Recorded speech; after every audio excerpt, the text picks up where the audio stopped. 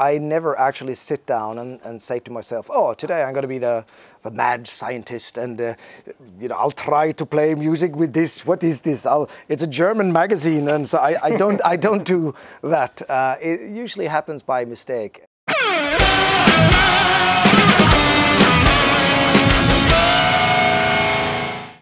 Yeah, hi, Jan here from nStuff Germany, and we're here with the awesome Mattias IA Eklundh in Stockholm after his show. Yes. So, awesome show for us. How was the show for you? Well, it was good fun. I am sweaty as a pig, so I hope you don't mind, internet people. But it was good. I mean, a Free Kitchen show is always like a roller coaster. You know, it goes up and down, and sometimes we screw up, and that's okay. It's part of life. And sometimes we are shit smoking good. So but that's how it is. You try to find a good pace and entertain the audience, and so that's what we do. So hopefully it was okay. People seemed very happy, so that's the main thing. Seemed to me too. Would you say playing live is the essence of music for you, or what would you say is the most awesome thing about music for you? For me, the most awesome thing about music is to create it.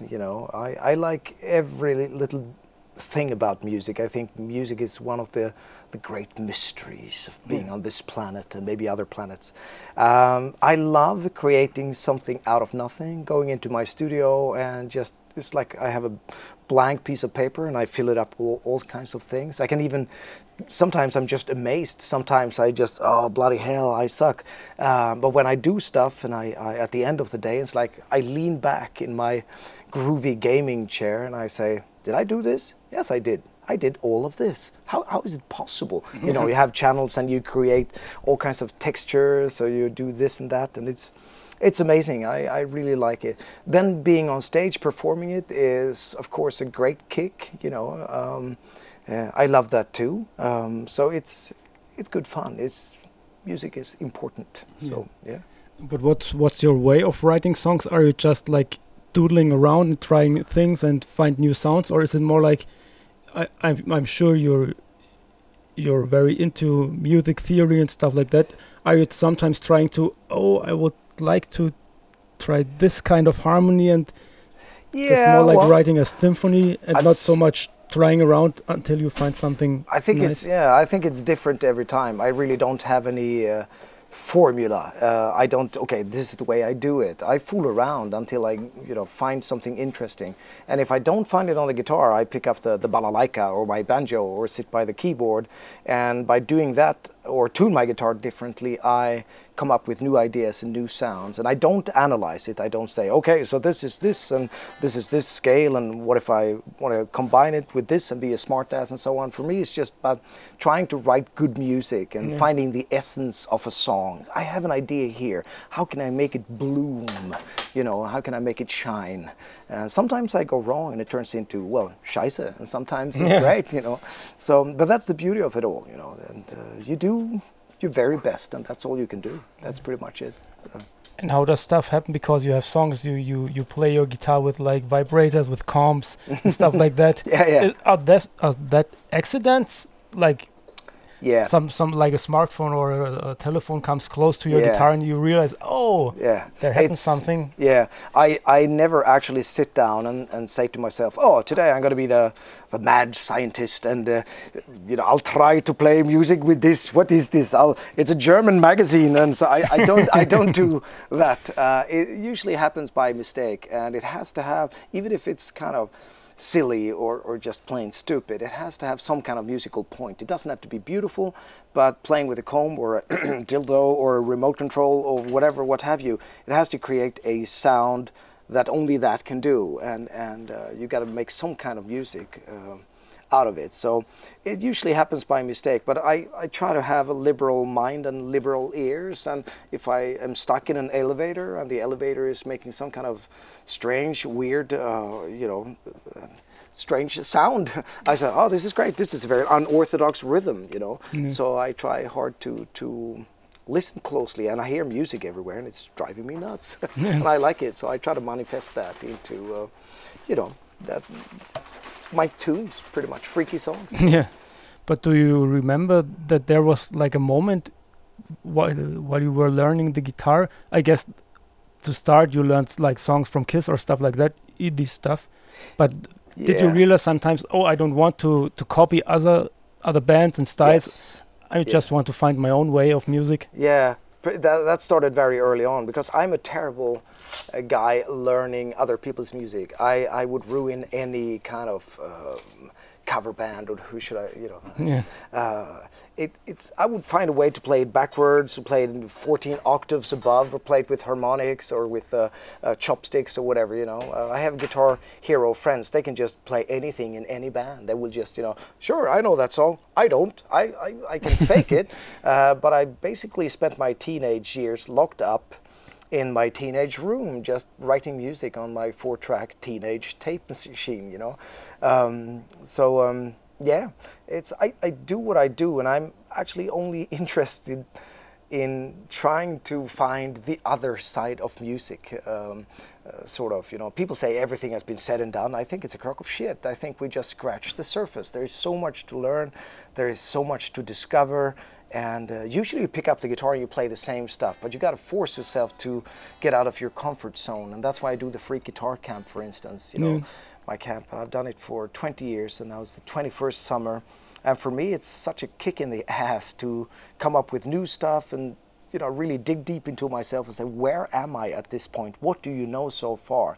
And how can you share that with the brave campers? And they give me lots of inspiration as well, So I'm just interested in learning and growing and seeing what's lurking behind the corners, so to speak, So that's beautiful. What was the question? I can't remember. I never remember. I can't remember too. Yeah. But when you say you like to discover new stuff, was that a reason for you to pick up the 8-string guitar? Because you played 6-string guitars for quite some years, and then was that the thing, 2 strings more, I can do more stuff, or what was the reason behind that? Yeah, part that, but part it's to challenge myself a little bit. And with this beautiful guitar, the Caparison Applehorn 8, which is my signature model. There's no humble way to say that. It's my signature model. Yeah. I get paid for this. Okay, anyway. It's a beautiful guitar, and it's got true temperament frets, and I've said many times, it's like a chamber orchestra in one instrument. You have 8 strings, and the way I tune it, with a low A and a low E string, it's you really have a lot of notes at your disposal. And since the guitar is in tune now, with the Swedish wonderful frets, recording with it is just divine. You can do all kinds of clusters and harmonies and big textures and soundscapes, and it doesn't sound like a guitar anymore, and I really like that. And I do everything backwards. I'm left-handed, so I consider this left-handed playing, Okay. So I'm a complete fake. Yeah. So yeah. And so you play live in like standard tuning with an A and an E? Yes. On the bottom? Yeah. So you talked earlier about trying different tunings. Yes. And I'm sure your songs are played or recorded in different tunings. So what are you doing? It's a nightmare to do what we're doing up on stage. I have to think at first and then try to not see things from an intellectual way and just go for it. But I have so many years of performing the songs in different tunings, so it's kind of hard to get rid of all the fine motor skills, the muscle memory thing is that, no, this is not it. You are now playing an 8-string guitar and you're faking this song in a different key, and so on. Some stuff we have to change and simplify. Some things sound even better, but I think the audience, they seem okay. It's not like, I want my money back. He doesn't play it the way it's on the record. Yeah. And you talked about the true temperament frets before. For those who don't know them, can you explain shortly what they do? Yeah, well, my friend Anders Tidell, who lives here in Stockholm, he just... I think he got sort of furious one day, and he knows stuff about guitars. I do not. I play them. I don't know anything. I don't know what kind of wood this is. But he basically took away the frets and found out where the correct notes are. So this is the closest you can get to a kind of accurate tuning where an E is an E. There will always be 1 or 2 blue notes and so on. You have naked drummers back there? Okay, never mind. Okay, he's gonna get naked.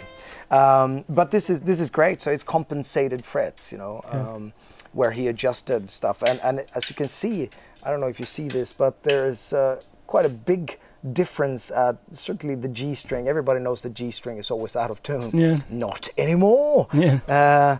But now you have between the B flat and the B here, it's a big difference.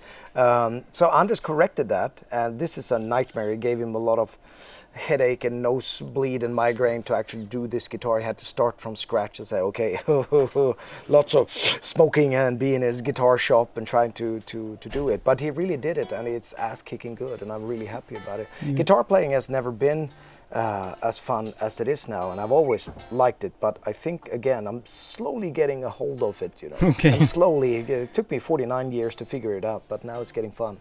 Yeah, and one of our readers had a question about the frets. Is there a problem if you play with a guitar player that uses a regular instrument because he's quite, or one of you is a little bit out of tune? Yeah, it's not as bad as you would think. For instance, Chris is playing with straight frets, and it feels like we're in tune. We record with a straight fretted bass, and it's not really bad. But I wouldn't really have two guitars playing the same thing in the same octave. I bet you could fake it with intonation and bends and so on.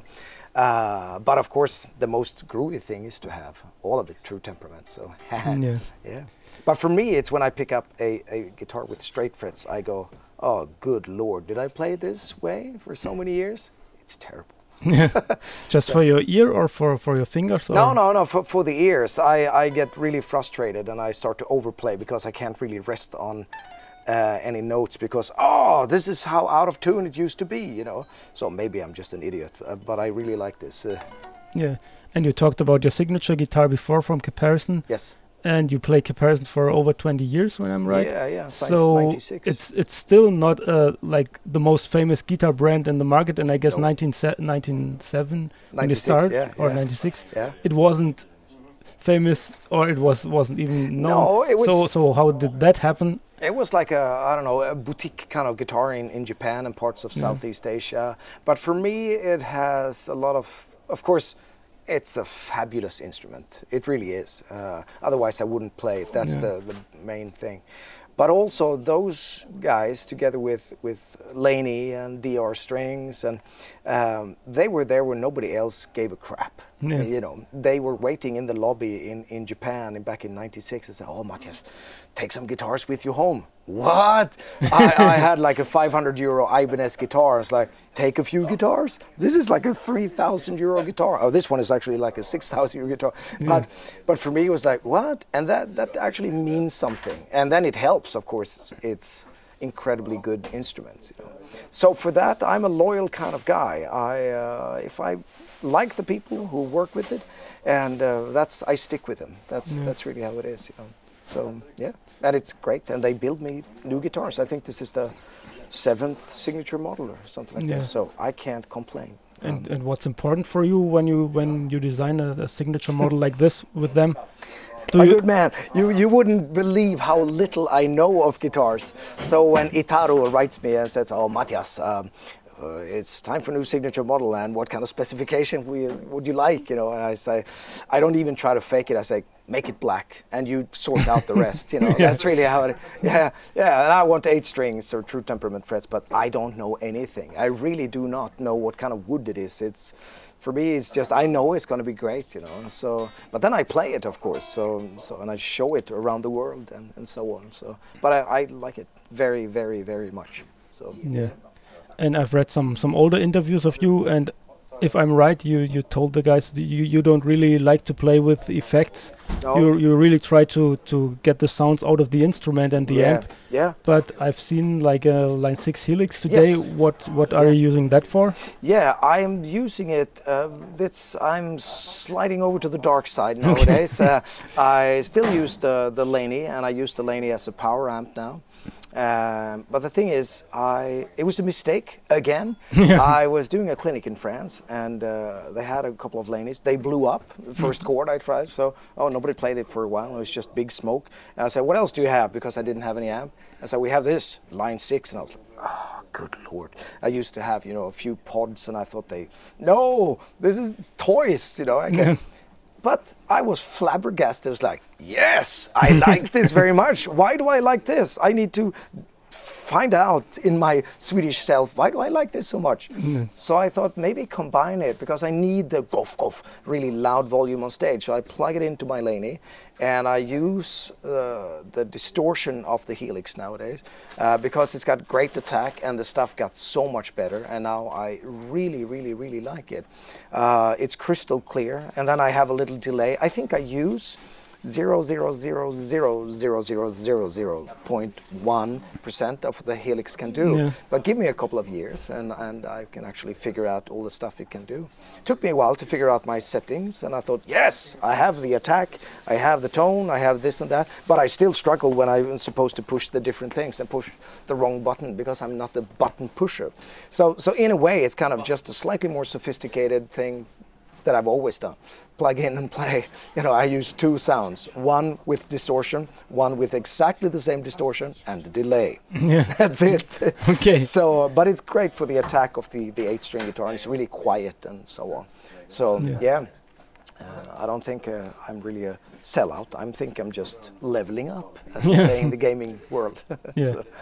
And if you said you try to experience or explore new stuff, what might be there in the future exploring? Oh, there is so much to explore. We do this concert today in Stockholm, and tomorrow we do the city of Västerås, and then I'm gonna have a Christmas break of Doom, where I'm gonna be free for a month and a half, and I'm just gonna sit in my studio and work with music. And I have this itch inside me because we completed the record in May, and then I did my free guitar camp stuff, and since then I haven't really written any new music, and I have my action camera and my phone just full of a million ideas that I want to record with the Helix and the Laney and so on. So it's great. It's great. I can't wait to just again kick back in my gaming chair and record new music. Yeah. So. And is there any like style you nowadays try to get like new inspiration, like Indian music or stuff like that, just to hear different harmonics and tones, just to get inspired somehow? Yeah, well, I really never think about sort of styles. I love lots of Indian music. There are lots of Indian music I do not like. It's like that doesn't do anything for me. It's probably great for someone else, but it doesn't do anything for me. But I find inspiration everywhere. There was a DreamHack last weekend gaming like a crazy guy, and I find inspiration from that, just from sounds and stuff like that. So I don't know where I'm going, but I look forward getting there. Yeah. So it can be anything, but the sounds I have now is very stimulating to play with, and it's very rewarding and relaxing, and so yeah, I'm eager to discover new stuff. So this might end in a new record? Yes, absolutely. And how do you decide if it's like more for free kitchen or for free guitar or for something else when you the songs will tell me. Yeah. The songs will tell me, and I try to figure out how to dress them up and get the best out of them, you know. So it will be crystal clear that free kitchen lane, madness lane, free guitar camp. So it's but it's always good to record. It's never, you know, make music. It's always good.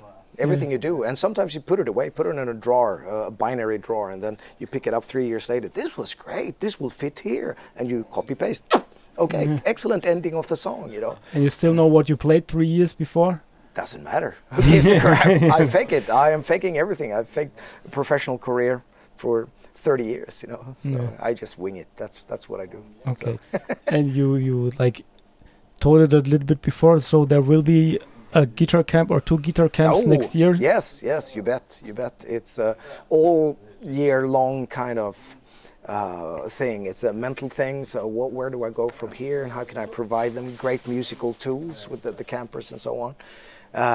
So yes, so my brain has already begun working on new stuff, and registration is February 1st, and then it's the 2 first weeks of August, and I love it to climb the guru chair and teach my brains out. I love it. It's great. And what can new campers expect from your camp? What will they do the week they are there? Hell on earth. Yeah, I guess so. Yes. Oh, it's really a place to grow and meet people who are just as crazy as you are, and interested in the same thing, and it's just very. The music can be stressful at times, but the environment is great. It's in the woods, you know. There's no use trying to get out of there. It's like Hotel California. You check in, but you can't really leave. But I guess many people who are considering going there think you have to be like a freaking good guitar player. It's not what it's about. What would you say is the minimum level you should have to go there? This is the most common question. I'm not fast enough. Yeah. Well, it doesn't matter. It's not about that. It's about if you want to learn and grow and again meet like-minded people, and so you should be able to have a at least a basic musical understanding and read either tablature or notation, because otherwise it will be hard to follow. You don't have to be an expert. It's about, are you willing to put in the hours, and are you willing to sit on lousy chairs for 6 days and eat vegetarian food and shit like a horse and see a moose when you go to bed, or a UFO. Some people, I think they played a little bit too much. They say, who's a UFO? Really? Maybe they heard you play guitar. Maybe that sounds like a UFO. Yeah. But it's a great thing. It's really it's a wonderful thing, and I'm gonna keep on doing it until I die. Yeah. So. And is there any chance for your German fans to see you sometime soon in Germany, live, or for workshop tours or stuff like that? Yeah, I know there's a Laney clinic tour in the works. Germany has always been tricky for us to play. We play Holland, Belgium, lots of gigs in France, but Germany is, we need another band to tag along with. We played with Panzer Ballett a few years back. They're a wonderful band. That's an awesome package. Oh, they're very much. But we'll try to arrange at least 2-3 major German gigs. We need to, because there are German Free Kitchen fans. That's not the problem. The problem for us is to get into the venues, where the surrounding countries is really cool. So sort something out, bloody hell. Yes. Yeah, good luck for that. Thank you. So thank you very much for your time. I guess you they're going to throw us out of the venue any second now. So thank you very much, and thank you, sir. Thank you. Good luck for Free Kitchen, Free Guitar. Thank you. The Free Guitar Camp, and all the other stuff you're doing. Thank you. Yeah. Thank you. Thank you. Bye. Bye-bye.